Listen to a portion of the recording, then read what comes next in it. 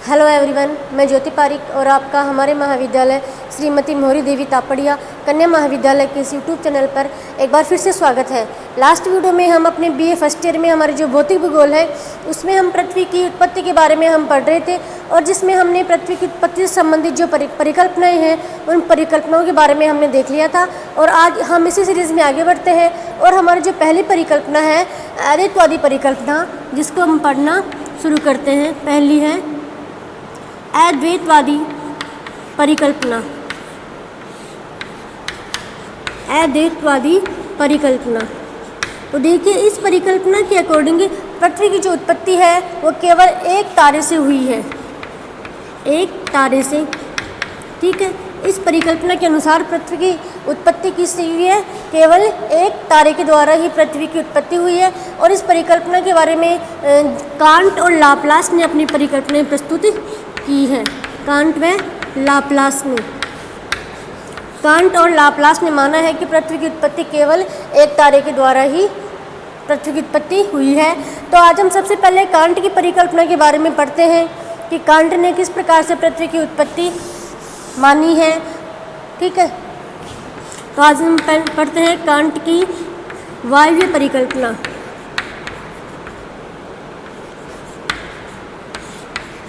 Can't की वायवीय परिकल्पना। ठीक है, तो कांट ने माना है कि पृथ्वी की उत्पत्ति एक ही तारे के द्वारा हुई है। तो इसमें आगे हम देखें तो कांट ने क्या माना है कि कांट ने बताया है कि ब्रह्मांड के अंदर सर्वप्रथम कुछ दैवीय तत्व मौजूद थे, कहीं कहीं बिखरे हुए थे। ठीक है, जैसे मान लीजिए हमारा ब्रह्मांड है और ब्रह्मांड के अंतर्गत दैवीय तत्व कहीं कहीं बिखरे हुए थे, जिनमें कोई गति नहीं थी, बिल्कुल ये स्थायी थे और ठंडे थे। ये क्या थे? स्थायी और शीतल।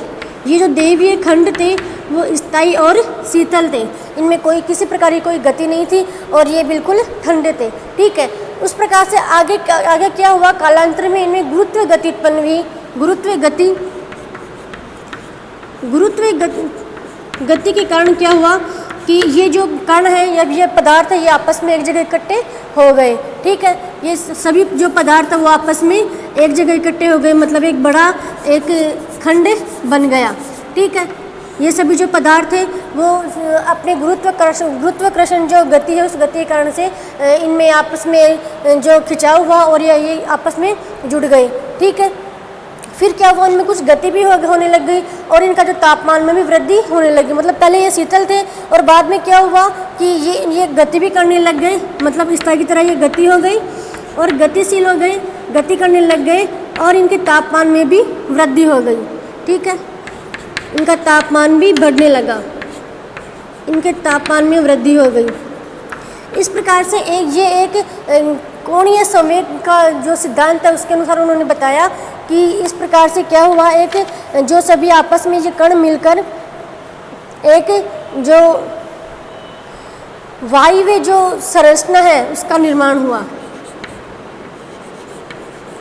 वायवीय संरचना का निर्माण हो गया। ये कण आपस में जुड़ गए और एक वायवीय संरचना का निर्माण हो गया। इस प्रकार से ये जुड़ गए। फिर आगे चलकर क्या हुआ कि ये जो वायवीय संरचना है ये इसमें और भी गति होती गई। कालांतर में जैसे जैसे समय बीता गया वैसे वैसे इसमें परिवर्तन होता गया, इसके ताप में परिवर्तन होता गया।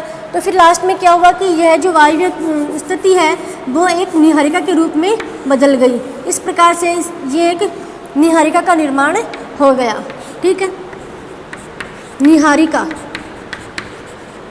नीहारिका का निर्माण हो गया, मतलब एक कोणीय संवेग जो नीहारिका में परिवर्तित हो गया। फिर नीहारिका में जैसे जैसे समय बीतता गया वैसे वैसे कुछ परिवर्तन हुए और एक उभार निकल गया। जैसे आपने एक उभार देख रहे हो, ऐसा एक उभार उस नीहारिका के अंतर्गत उभार उपस्थित हो गया, उभार निकल गया।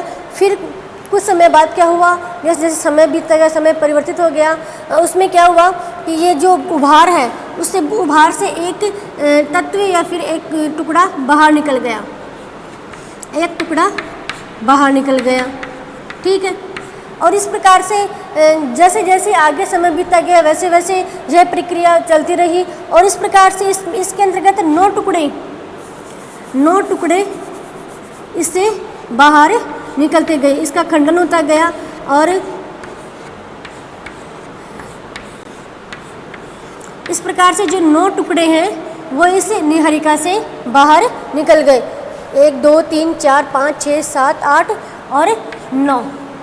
ठीक है, इस प्रकार से इस निहारिका का विखंडन हो गया और 9 टुकड़े इसके बाहर निकल गए और निहारिका का रूप परिवर्तित हो गया और ये जो निहारिका है उसका छोटा रूप हो गया।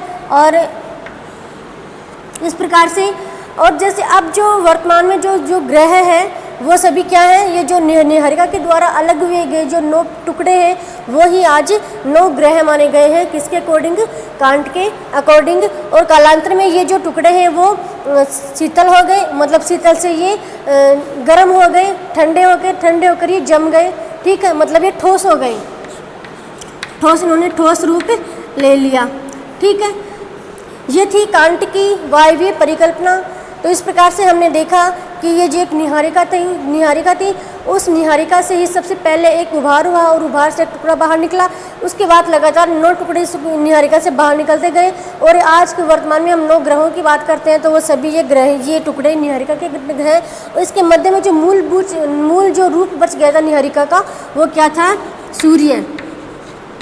ठीक है, इस प्रकार से कांट ने अपने सिद्धांत में बताया है कि ये जो आज वर्तमान में हम ग्रहों को देखते हैं तो ये ग्रह एक निहारिका के ही कुछ भाग है और ये सभी एक ही तारे से उत्पन्न हुए हैं। इस प्रकार से कांट की जो परिकल्पना है वो आधारित है कि एक तारक परिकल्पना। ये है एक तारक परिकल्पना।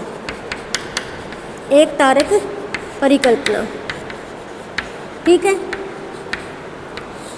एक तारक परिकल्पना का मतलब है कि एक ही तारे से सभी ग्रहों की रचना हुई है, मतलब पृथ्वी की रचना भी एक ही तारे से हुई है। इस प्रकार से पूरे ब्रह्मांड की रचना केवल निहारिका के द्वारा ही की गई है। ठीक है, तो ये था हमारा कांट का वायवीय परिकल्पना, जिसके अकॉर्डिंग एक ही तारे के द्वारा पृथ्वी की रचना की गई है।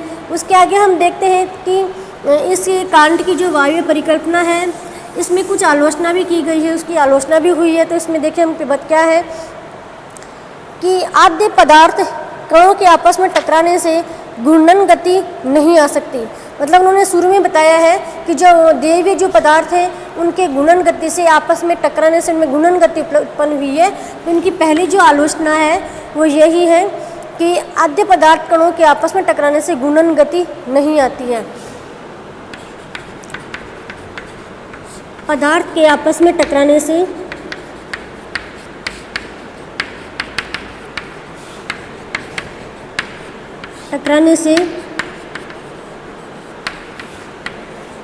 घूर्णन गति नहीं। ठीक है, पदार्थों के आपस में टकराने से घूर्णन गति उत्पन्न नहीं होती है। यह गति के कोणीय संवेग संरक्षण सिद्धांत के विरुद्ध है।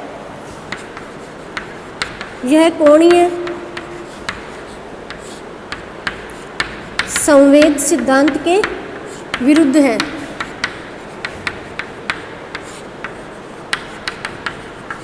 कोणीय संवेग सिद्धांत के यह विरुद्ध है। ठीक है, इनकी अगली जो आलोचना हुई वो है वस्तु के आकार में बढ़ोतरी होने पर उसकी गति बढ़ने लगती है। यह भी कोणीय संवेग के संरक्षण के सिद्धांत के अनुसार गलत है। वस्तु के आकार में बढ़ोतरी होने पर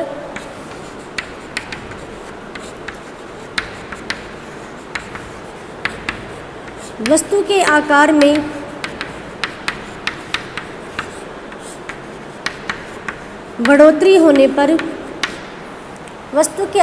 बढ़ोतरी होने पर उसकी गति बढ़ने लगती है।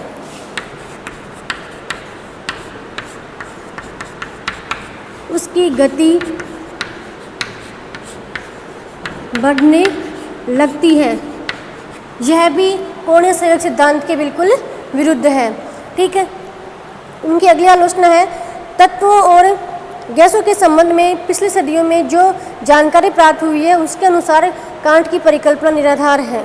ठीक है, मतलब तत्व और गैसों के संबंध में जो पिछले सालों में जो भी हमें जानकारी प्राप्त हुई है उसके अनुसार कांट की जो परिकल्पना है वो गलत है। इस प्रकार से कांट की जो परिकल्पना है उसका भी कई जगह विरोध किया गया था।